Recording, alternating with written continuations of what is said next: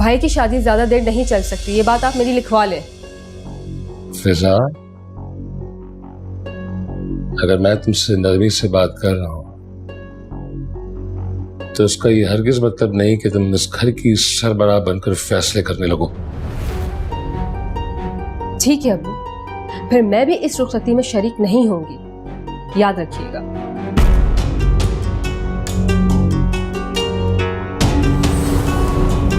हाँ आप ठीक कह रहे हैं जुनैद।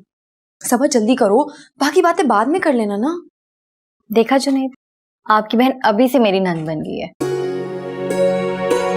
अरे मेरी बात समझने की कोशिश करो, सिर्फ अम्मी है घर में, अगर वो आ गई ना तो सही की मुसीबत खड़ी हो जाएगी। अच्छा जुनैद, मैं फोन रख रही हूँ, भाभी परेशान हो रही हैं। कल इस टाइम फोन करना, फिर बात करेंगे।